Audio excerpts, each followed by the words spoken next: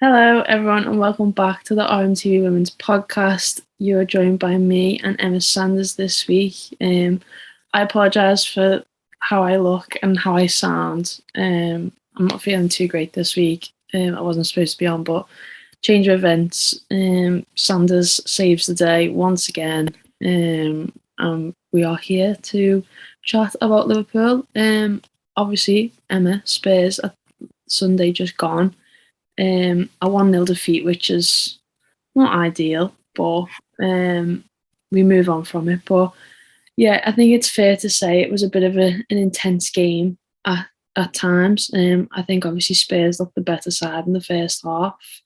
It was we kind of had a little bit of an unsettling start, I thought. There was, I think they pretty much had most of the possession. They looked the most threatening out of the two sides. They obviously scored first as well, which trying to take Beth Mead's shine there with the crot, as they call it. It was quite unlucky for Niamh Farhi. Obviously, she's stretching just to try and block the cross, and it comes off a shame past Laws. There was nothing to do about it. But it was kind of like Spurs were threatening, weren't they? It was kind of like you always thought that they were going to get a goal in that moment.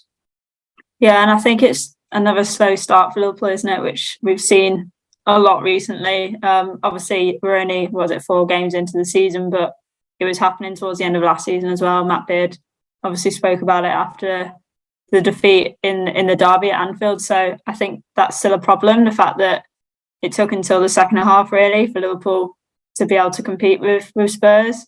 Yeah. Like you say, the goal was unlucky coming off Niamh, but it was absolutely deserved from Tottenham's point of view. I think if they had gone in at half time 0-0, then they would have been absolutely furious. So I think that's a problem. Liverpool have shown that they're capable of competing with teams in WSL. You don't just beat Chelsea on the opening day for no reason. I mean, obviously, it's probably the best time to play the best, like the biggest teams in the league early on before they've got into their rhythm. But the amount of quality that they had, clearly Liverpool have had to compete with that. But what you can't afford to do in the WSL is to be inconsistent and have, 10, 20, 30-minute spells in games where you're quite comfortably the second best team. And that's been the case for Liverpool in the last few games, really, especially against Everton and obviously against Tottenham on the weekend. So I think, I'm sure we'll come on to this, but obviously going into the game against Arsenal on the weekend, again, another side that's got so much quality and so much talent, and they're banging form as well. So Liverpool just absolutely cannot afford to start games slowly.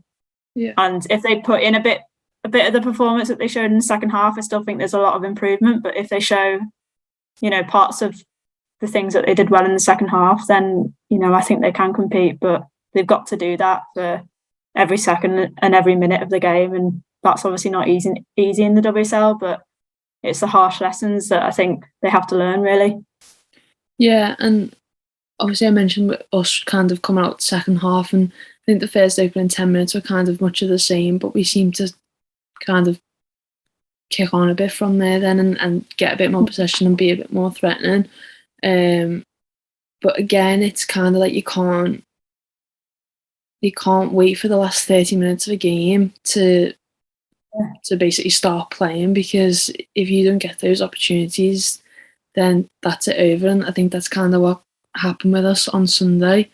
I thought Mel Lawley had a really good game. I think she was the standout performer. A lot of people were talking about her. But again, that's where you go back to like your injuries at the minute, and it's like, how vital would a player like Leanne Kiernan be in those moments, or a Shanice van der Sanden be in those moments? And it's kind of like, it's obviously you can't just put it both on them two being fit and ready, but you need to kind of change a game sometimes, and they're players that can change games, whether that's from the start or whether that's off the bench. And I think that's sometimes just maybe the killer for us, is that we don't have that many players that play differently, if that makes sense. Like a lot of the squad all very much play well together, but play in a similar way, so you kind of can't change the structure, if that makes sense. Yeah, 100%. Like, I couldn't agree more. I think it was so obvious especially like you say in the second half, that on the weekend, that Kiernan was a big miss in particular. Obviously, we haven't seen Shanice play yet, but I think the thing with Shanice is that she might not start every game. I personally don't think she'll start every game, but she gives you, like you say, that weapon off the pitch, and with her pace, if you bring her on for half an hour in games where it might be 0-0 or 1-0 where it's close, then you can sort of say to her, like, go and make that impact. And yeah, Liverpool didn't have that last season, and then they recruited in the transfer market so that they had that, and they haven't been able to use it yet, which has been a real shame. And I know that will be frustrating for Matt, because he said that after the Everton game. He didn't say it directly, but it was quite obvious that that there was obviously frustrations around the fact that you come into the WSL with those weapons, and then they're taken away from you so early on through injury. It's part and parcel of the game, but it doesn't make it feel any better. And I think it doesn't make it easier, and I think Kiernan was probably the biggest blow, and for me arguably the biggest injury that Liverpool probably could have had, just because of the form that she was in, and not just the fact that she can bring that quality either off the bench or in the starting lineup. I think it offers Liverpool a few different formations and perhaps a few different styles that they can play. Like, even in in-game situations, when you have a player like Leanne she can play on either wing, she can play more through the middle. She's got that kind of energy and endurance that she can play as a bit more of a kind of almost like a second wing back if it's backs against the wall time against Chelsea, for example. I don't think you get that same option from the rest of the forwards necessarily. Katie Stengel, for example, she's not as comfortable out wide. She is more central. She is more of an out and out striker, and I think that's the difference. Is that when you lose a player like Leanne, you also lose those options, as well as the options in terms of the personnel.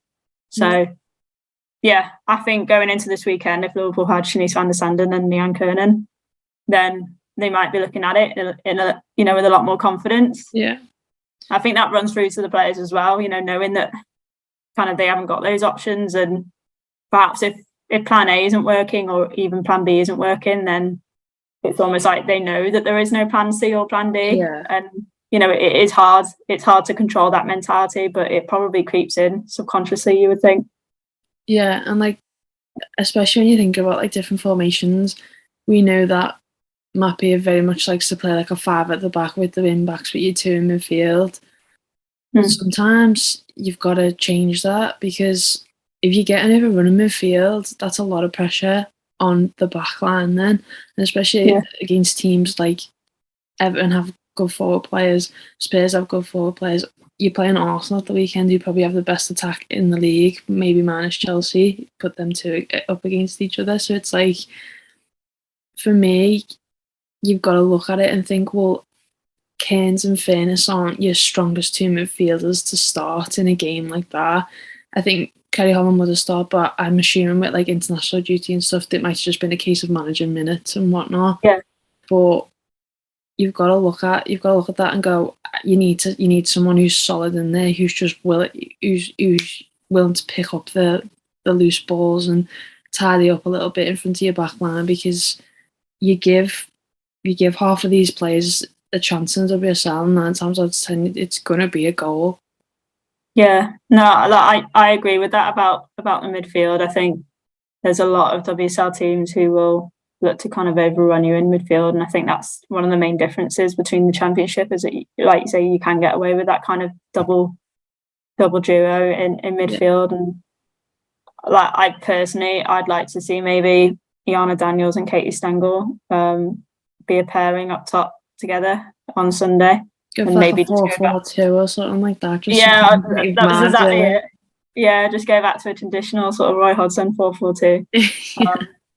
But genuinely, that I think that's the kind of formation I'd like to see.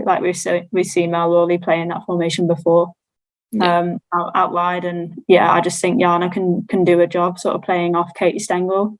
And then you'd like to see Kerry Holland come back into midfield, because she's got that engine. So, I think there's definitely changes, and I think that's something that, perhaps I might like to ask Matt about on the weekend, just to see, afterwards, maybe just to see what he does there and what his thought process is around it, because I think as the season goes on and both he and the team sort of learn the different styles that are there in the WSL, they might learn to kind of adapt their positioning and adapt their style and formation. But yeah, I'm 100% with you. I think on a personal level, I think I'd like to see some changes in midfield.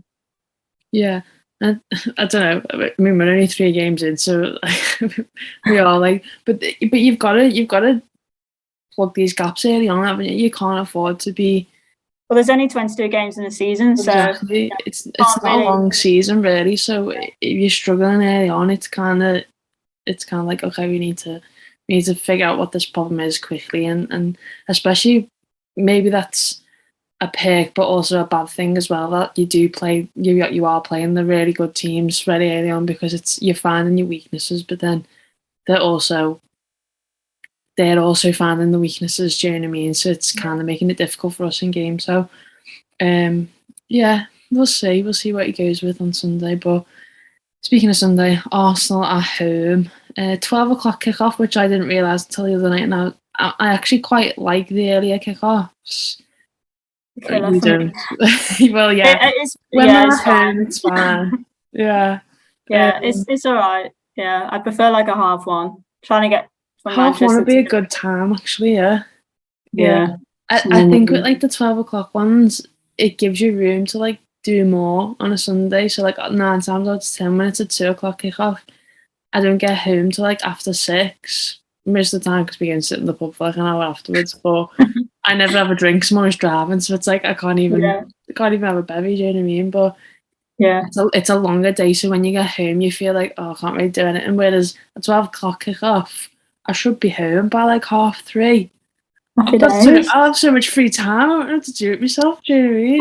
What are you gonna do? You're gonna have to do like a Harry Potter marathon or something. You're gonna have like. Well, I might go and meet some friends. Someone wants to go for a walk, so we'll see how that goes. But yeah, but Arsenal on Sunday makes me really nervous, especially after they just beat Lyon 5-1 last night, was it? Yeah. So yeah, that makes me really nervous. But I think if you're gonna, it's hard to pick one individual out from that Arsenal team, but if you're gonna pick someone out, it's got to be Beth Mead, really, hasn't it? Like 100%. She's just got. Did she get second in the Ballon d'Or the other night as well? So she's had a pretty good week. I think she scored 2 last night as well. So she's had a decent week. So yeah, it doesn't bode well for us on Sunday if she's really enjoying herself at the minute. But yeah, it's going to be a really tough game, isn't it? Yeah, I mean, look, I was talking to someone the other day, and I was saying, if you said Liverpool would pick up 3 points from their first 3 games, and that included like a derby against Everton, obviously playing Chelsea and then Tottenham, I would have said I thought 3 points is fine. That's, for me, that's sort of pretty much on track. Maybe would have preferred 4, maybe a point against Spurs, but I think 3 points in 3 games is fine considering the opposition, and I don't think any single person in the WSL will be expecting Liverpool to go and beat Arsenal. So no, but then a lot of people said that to us about Chelsea. So 100%, and that was what I was just going to say. To be honest, was that like it's almost like a free hit for Liverpool, because all the pressure's on Arsenal. Like, they're expected to win, and if Liverpool can get anything out of the game, then that's a great result. But I think the players just need to kind of forget that who they're coming up against. I think they need to not get sort of bogged down with the fact that it's Beth Mead or it's Miedemar or whoever Edeval decides to play, because there's so much quality, so much talent, and I think if they start trying to pick out individuals and go off the game plan, then I just think there's absolutely going to be no hope, because player for player, there's no denying that Arsenal have got the better players. So I just think they need to be really, really solid. They literally can't make any mistakes. There's got to be absolutely no room for mistakes. They have to start quickly. They can't grow into the game. They have to be intense from the first second, because that's what Arsenal are. They'll press you relentlessly.